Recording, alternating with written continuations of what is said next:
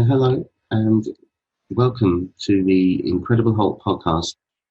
And today we're talking about a season 2 story called The Confession, which was written by Deborah Davis and directed by Barry Crane, and co-starred Barry Gordon as Harold Milburn and Markie Post as Pamela Morris. Also, of course, the usual cast of Bill Bixby, Lou Ferrigno, and Jack Colvin. Incidentally, it was the final episode to feature Ted Cassidy's Hulk growls before his death. He died in '79. And then the growls were taken over by, from then on, for a little while, by just various sound effects of animal growls, which were just treated electronically. But later, Charles Napier took over doing the sounds of the Hulk for the rest of the series.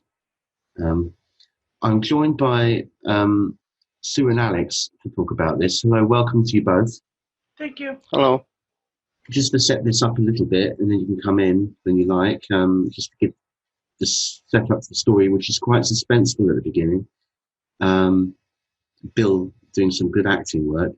It starts off with this place called Santa Clara Medical Center, and David's working as a janitor there, as a ruse, really, to use some of their equipment, and so he sneaks in to this very elaborate computer room and has a tape recorder set up, and he's inputting this data and using this experimental serum on himself called S27. And he also has, luckily enough, has an antidote for it too if something goes wrong, S27A. And so we're introduced to that, and introduced to this man called Harold, who happens to work at the same center. Yeah, he's giving himself injections, and his injections are being monitored by the computer. The computer is it looks like a biometric data collection computer, and it's collecting on reel-to-reel tapes. And anyway, this first moment he injects himself, David goes through a heck of a lot of pain and a lot of sweat and tears, and then it looks like he starts to change. And Harold, who had signed in, legitimately to go do his computer things, he signs in, and then as David is undergoing this serum, he morphs into the Hulk, rawr, all of a sudden, and Harold sees this, and Harold is like really curious and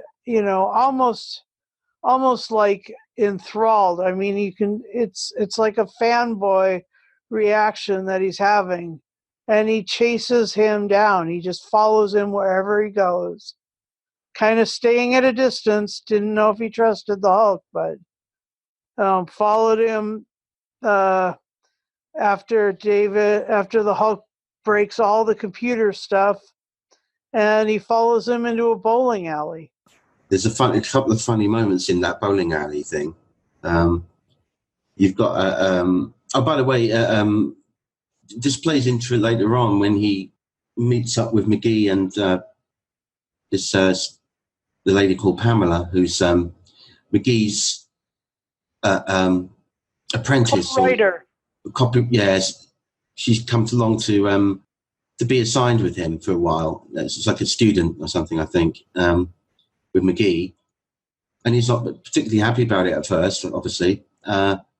Because he really likes to do his own thing. But anyway, she's with him, and she comes along for this story, this journey with Harold. And when David hulks out at that in the computer room, Harold doesn't witness the change. Harold, No, but he does see the Hulk. he sees the Hulk and he hides behind a computer bank, doesn't he, and watches him wreck the place. And he picks up his torn shirt and keeps hold of that. This, of course, plays into it later on when he tries to keep it as some sort of evidence, as we'll find out. But the bowling alley bit's funny.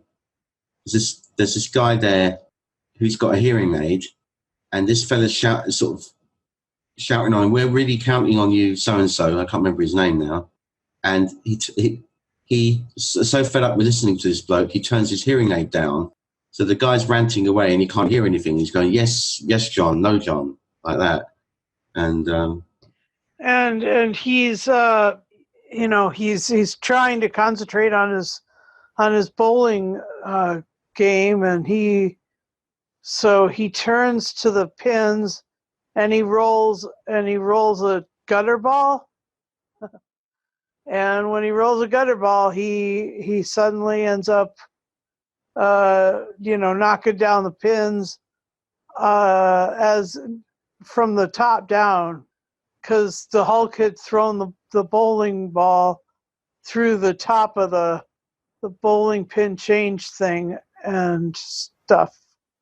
So yeah, and at the bowling alley, the Hulk is he goes through the wall, and Harold follows him. So that was pretty funny. You're right about all those funny moments.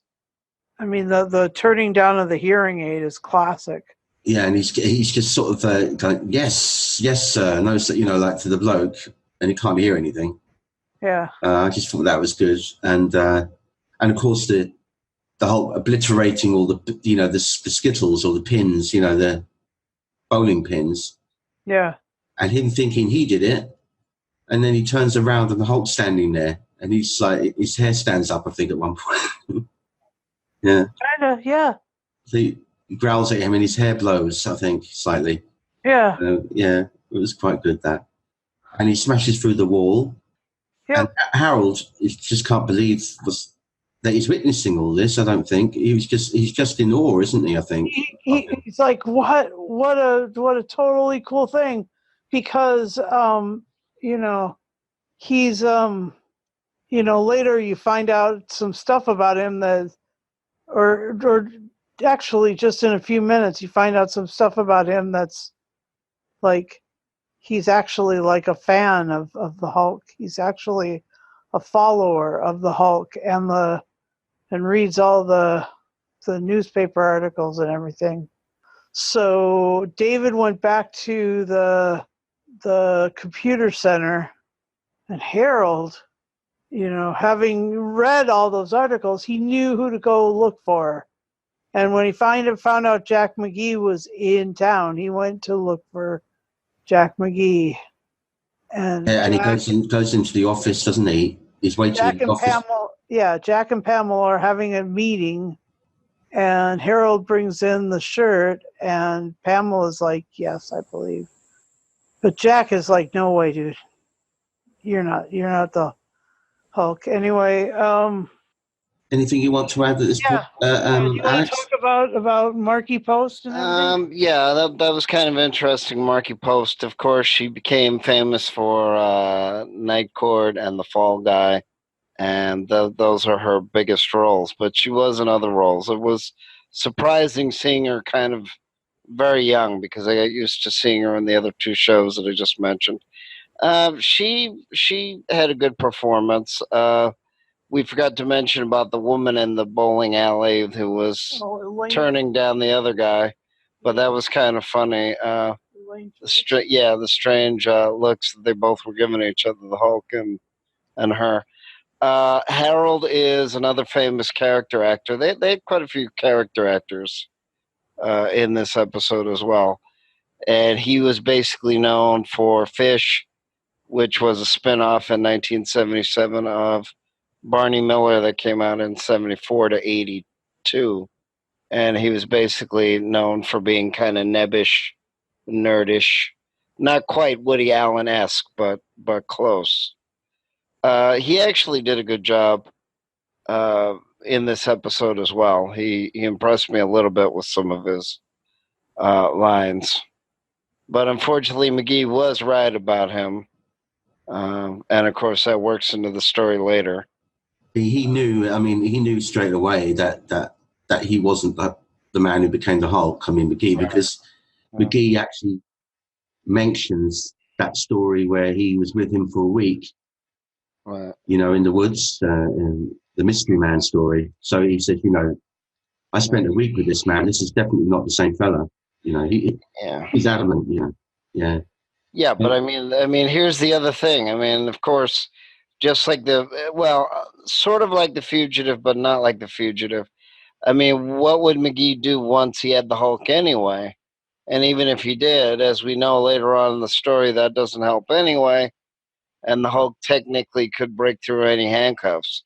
So McGee would probably either have to trap him, drug him, some other weird thing, because he can break through anything. And technically in the comics, in the Hulk, he was anywhere from 8 to 12 feet tall when he was green or gray or whatever his color was. So I don't know how McGee thought he was going to, keep him, track him, or whatever. Because technically, he's much bigger, you know. Are you talking about the Hulk? No, but I'm saying what you call it? The net, the net at the end of the story. Chain link net or something? But I mean, again, the Hulk avoided that at the last minute. So, I mean, in a way, it's a little silly in a sense, because it's like, well, how would you trap an elephant if it could run or jump or break through walls, which I think elephants can do, but they have to be really determined to do it. So I wonder how the reporter, thinks he's going to trap the Hulk and keep him trapped anyway.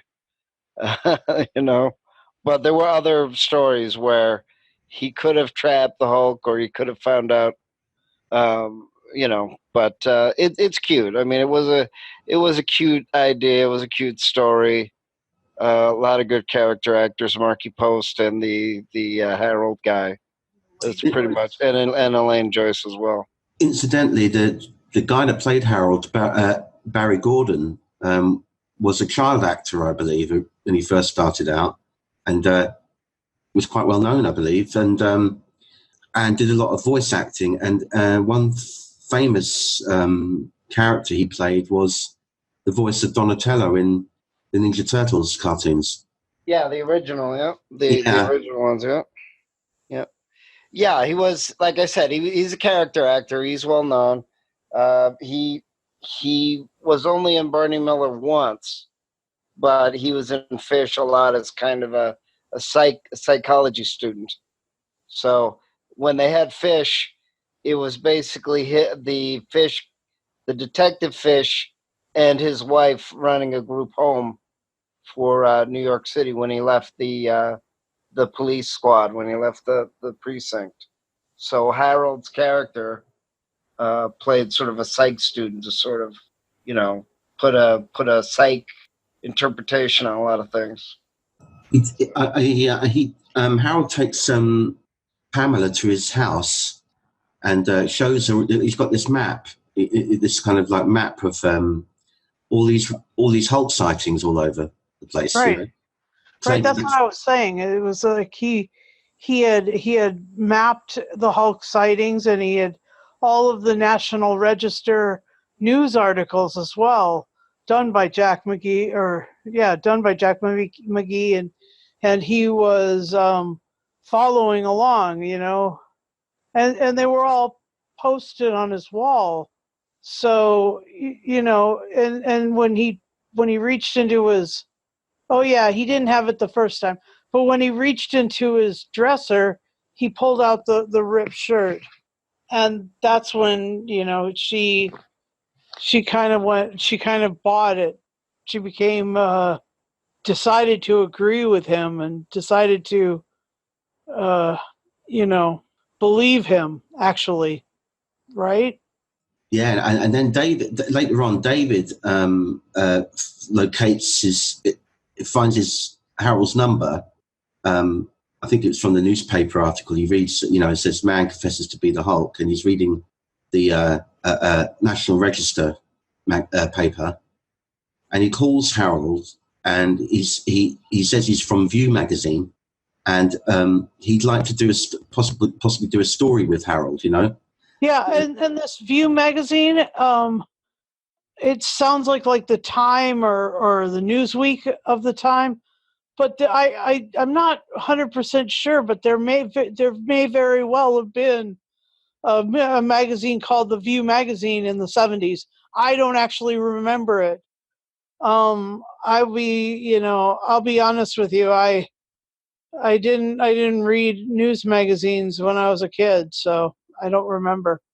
Anyway. So I think Harold says, come to this City Hall at 12 o'clock the next day or something, and I'll give you an interview. Yeah, and it was kind of like he wanted it set up, sort of thing, so he could either influence them to believe him, or he could end it all, really. And he was because he was not blamed, but I mean, when the computer was broken, it really ruined his job. And when people don't believe somebody who's such a fan and turns out like that, things can get really ugly. We just watched John Travolta's new movie called The Fanatic, and it is about this kind of response from a fan who follows somebody and ends up in their home. And Harold wanted, I mean, it was like the Hulk made it home to him, at least to his job, right? So that, I mean, it can get really crazy. Anyway, he's up there, and suddenly the bell starts to toll, and Well, actually, what happens just before that is it sort of like links to why he starts becoming desperate, to be noticed. I think it's true what McGee was saying about him. He was doing like a little character profile on him, and he was trying to tell Pam, don't believe what this guy's saying. Yeah. We get these kooks all the time. These people coming forward saying they're the Hulk and all that. Like, media attention and or something lacking in their lives or something like that. And he said, he's probably a shy guy. He spent a little time in the military thing. He's anti-authority a bit. He's this, he's that. It's sort of classic signs and stuff. Yeah. Someone who's a bit of a fantasist and wants to be more than what he is. Yeah. Stand out. And he said, don't buy what this fella's saying. If you give him too much coverage, you're setting him down for you're setting him up for a big fall, which ultimately was where it's leading, He's getting the coverage, he thinks, from View magazine. He thinks, yeah, and he also thinks that the National Register were going to do a story with him. But now, of course, that's not happening, and he feels completely let down and feels like he's been cheated and lied to, especially when he thought Pam believed him. And that really hurt him. Right. And you can see that's affecting him sort of like mentally. And this sort of leads up to what's going to happen next, when he's on the top of the building by the bell. Because David arrives to interview him. And but David's more interested in, did he see the metamorphosis? Was any of the data still, saved? Right.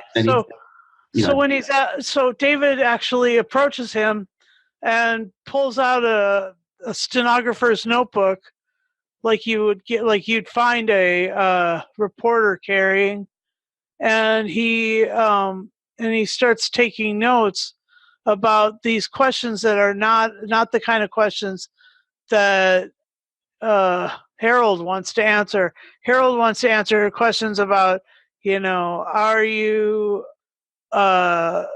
do you have to buy certain clothes to be the Hulk? I mean, all these things that a fan would want to know, and he's expecting that. But then David's asking questions like, "So you work for this, and you do this, and you were there at this time, and this part of the computer thing, and this part of the and then he asks about the time and the reel to reel thing, and then he was like, he asks about these questions that had to do with his own the very moment that of his own transformation, and and Harold is like, God, you just not. And so David confesses not to being part of View magazine, and Harold is like, all right, that's it, I'm done.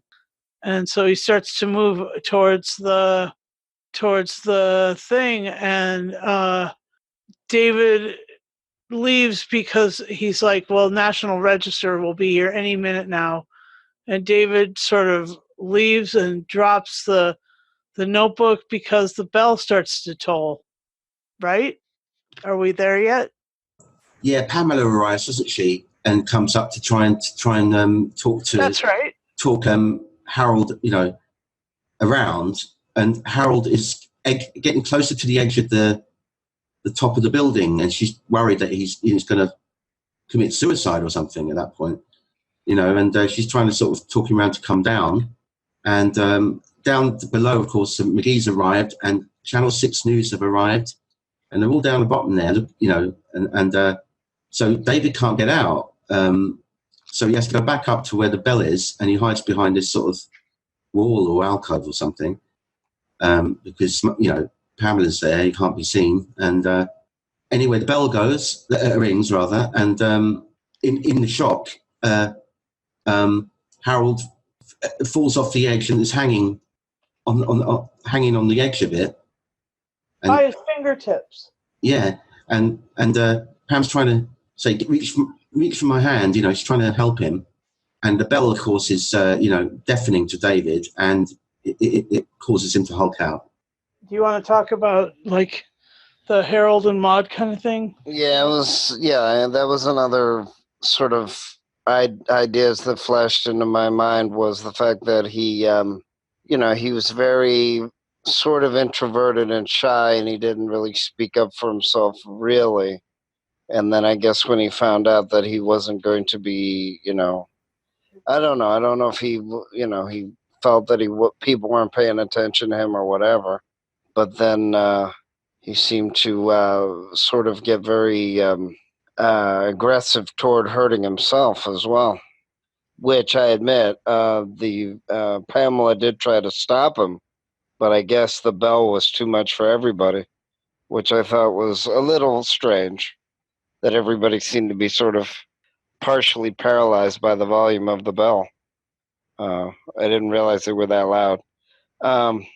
But yeah, it was sort of interesting in a way that I'm not sure if Harold in a way was representing three characters, or if he just was so insecure, or if he was ignoring all the social, rules and only concentrating on his work. I'm not quite sure. It was a little confusing in a way, how he sort of jumped from, very quiet and shy to, oh, I'm the Hulk, and then he got mad when neither one seemed to really believe him, and then he sort of seemed to give up and get hostile toward himself and say, well, I'm going to jump.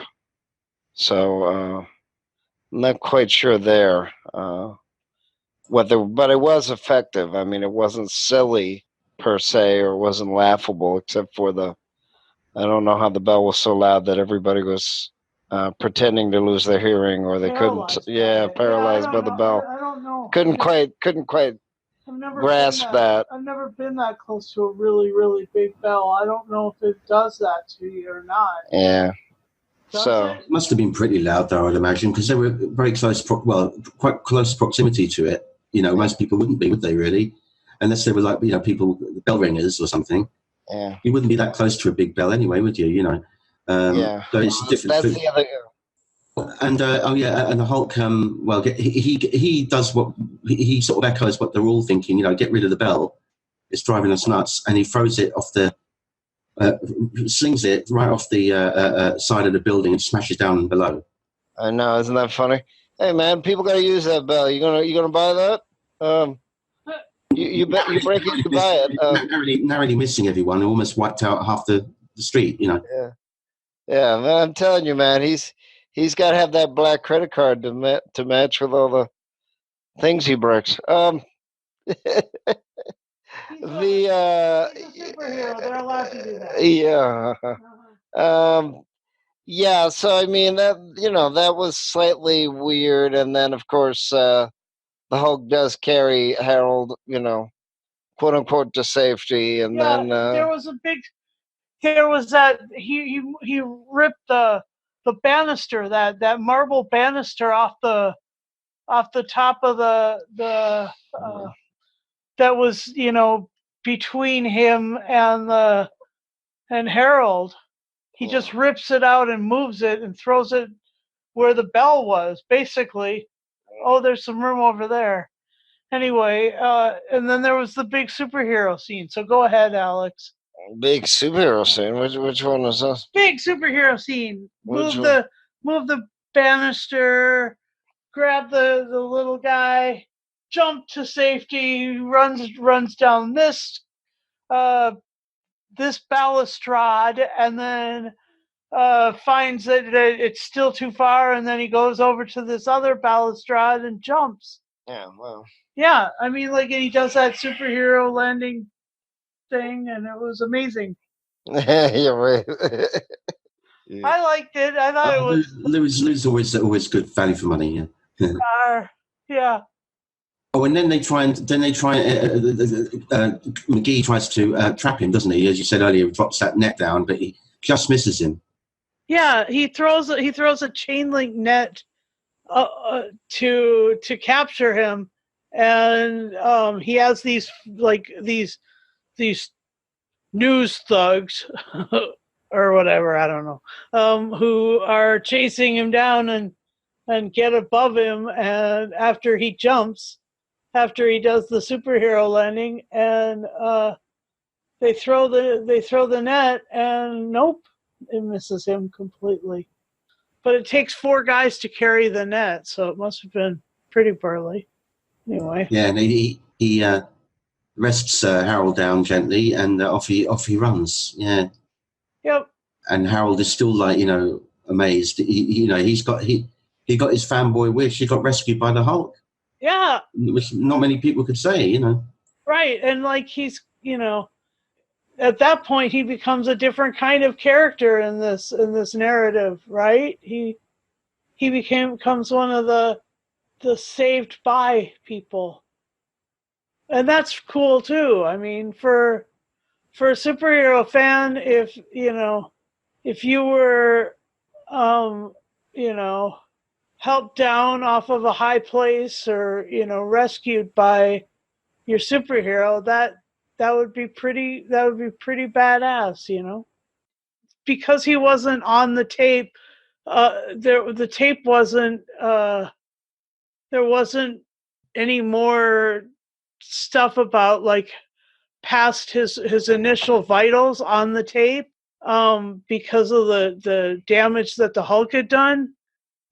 He didn't have to stick around, right, to try and erase that stuff. They're all talking at the laboratory, at the computer lab, and the only vitals there are the beginning, and his own little tape deck was completely munched. So I mean, that's where he ended up. He was just like, this is a good place to just bow out of the thing, and so he's standing there by the what looks like, actually, since it's supposed to be Santa Clara, California, it looks like it's by the cut bank down to the there's the cut bank, and then there's the highway, and then the ocean. I think he was trying to move. I think he was, because he was talking to his mother and said, I'll be all right. Don't worry about me. Sure, I'll come and visit you and all that. So I don't know if he was a little bit, I don't know if he was one of these guys, especially that they showed in the 70s, that were, still kind of devoted, but yet a little fearful of their mothers, and didn't go out, didn't socialize very much as well. So, I mean, they tried to have a lot of character arc for Harold, and I'm not really sure if it exactly works, but it is shown as he's talking to his mother that he's going to leave, he's going to do something else. So I'm not 100% sure where his character was going. David left because obviously he can't do anything more, and Pam and McGee, Pam and Jack sort of go off in the distance. Although I don't remember her being in a lot of episodes, but that is basically what happens. I think she was only in that one. Yeah. Yeah. I think so. Yeah, because she was going to be in, the Fall Guy, and the Night Court was the late 80s and stuff like that. So, and she was also in another 70s superhero show, Electra Woman and Dyna Girl, but that wasn't picked up. They had the 2001 version, and she played Electra Woman. But it was pretty dark even for that decade. But she did play in the pilot as Electra Woman, which was a orange yellow jumpsuit with an orange cape or a yellow cape, and then she had like a electric computer on her wrist, because that's what was in the show, the Croft Super Show from '76. So she's done quite a bit of work that in a way is like half fan, half serious, And then she came back in another, I think, I can't remember, I don't know if it was Third Rock or whatever, referencing her being in her Night Court character in the mid 90s when it ended, or just after. So, but that I think that sums up this episode. I think we're pretty much done with it. And just, can you give us just your closing thoughts on it? Yeah, well, I like Harold. Harold is there's a bunch of characters like in Stargate and in Star Trek also that kind of are like Harold, this kind of meek nerdy guy who becomes really sort of central and would like to be known as amazing. And the story that follows him is cool, but it was really funny, watching the Hulk in the bowling alley. Also, the amazing superhero scene at the end was great. So that's my feeling about this episode. Here's Alex. Yeah, I mean, it was funny. There was some interesting parts. Like I said, the Harold character development, I'm not really sure on. I'm not sure where they were going on that. McGee, of course, yeah, they have to have sort of a villain for the show. They have to have a little bit of a fugitive, feel to it. This was a strongly McGee-centered show. I did like Marky Post. I did like her character. I do like the fact that McGee couldn't sneak up on her. I mean, she could have broken his arm, which was I like the fact that they showed that, she's a woman, but you just can't, take advantage, and you can't just sneak up on her and get away with it. So, I mean, that was another thing that people forget too, is that a lot of the characters in the series were strong. They weren't weak, damsel in distress characters per se, yeah, sometimes it did seem like they, forgot a little bit of keeping it, totally strong. But they did have a lot of strong characters, and they were trying to be forward thinking. It wasn't completely trapped in the 70s like a lot of other shows were at the time. Yeah, it's true. Yeah, I enjoyed this one, and I did. I liked. I preferred the first Hulk out more than the second because I loved the way it cranked up the tension. With him going into almost a cardiac arrest, wasn't it? That's what was happening. I think his vital signs were racing. Yeah. His blood pressure was up and his pulse was at 200 at one point. I mean, it was just very dangerous. And I just like the way that Bill conveys tension. He really is very good at that, those sort of scenes. And the build-up was very good. I like the fact that it was switching from him having this crisis to these sort of lightly comedic moments with Harold arriving at the building and signing in and stuff like that, and how long it all took. And it was just like this sort of stupid dithering moment, and then cuts back to Bill, fighting, and having the Hulk out. I just thought those scenes worked well, the two different contrasts, Yeah, I agree. That was pretty amazing. Like the second Hulk out was because of the ringing bell, and here's this guy trying to commit suicide, and here's a bell tolling. So it was kind of like a do not ask for whom the bell tolls, for it tolls for thee. That was... Yeah, I think it might have had, maybe a subtle other meaning going on there. I don't know if they were thinking that way when they wrote it, but you could read into it that way, Yep, I did. Oh, you did. Well, thank you both for joining me, Alex and Sue. Yeah, you're welcome. It's been very enjoyable, and thank you all, as always, for listening to these. And we'll be back soon with another Incredible Hulk podcast. So until then, don't Hulk out. Rawr.